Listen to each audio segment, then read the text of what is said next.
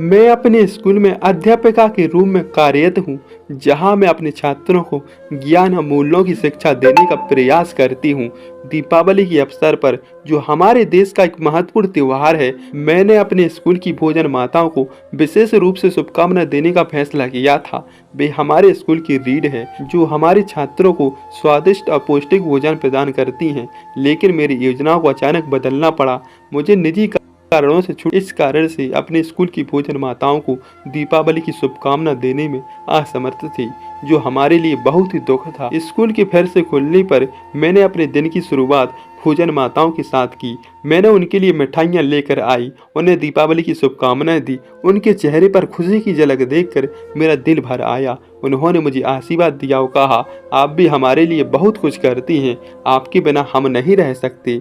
मैंने उनसे कहा, आप लोग हमारे स्कूल की रीढ़ है, जो हमारे छात्रों को स्वादिष्ट पौष्टिक भोजन प्रदान कराती हैं। आपके बिना हमारा स्कूल अधूरा है और आपकी मेहनत की कद्र हमेशा की जाएगी। मेरे शब्दों ने उन्हें बहुत खुश कर दिया और एक दूसरे को गले लगाकर दीपावली की शुभकामनाएं दी।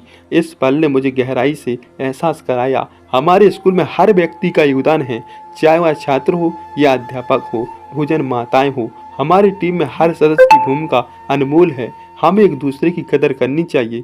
भोजन माताओं ने मुझे दिल से कहा, आप भी हमारे लिए बहुत कुछ करती हैं। आपकी देखभाल और समर्थन से हमारा काम और अच्छी तरह से करने को करता है। आपके बिना मैं भी क्या कर सकती। आपके शब्दों ने मेरे दिल को छू लिया है। मेरी आंखें भर आई। मैंने उन्हें धन्यवाद दिया और कहा, मैं हमेशा आपके लिए यहाँ हूँ। आपकी हर संभव सहायता के लिए हम एक टीम हैं। हम एक दूसरे का साथ देना चाहिए।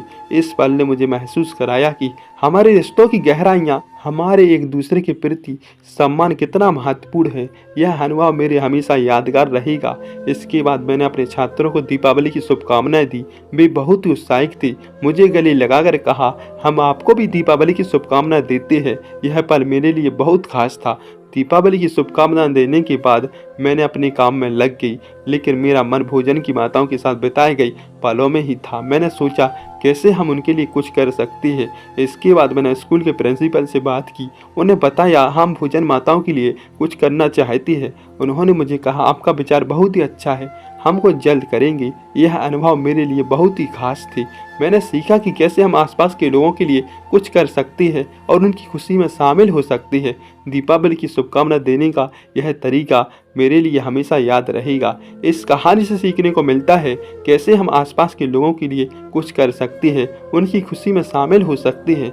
हमें यह सिखाती है कि कैसे हम समाज में सकारात्मक परिवर्तन ला सकते हैं। तो बताइए दोस्तों, कहानी कैसी लगी? लाइक से सब्सक्राइब कीजिएगा। Thank you.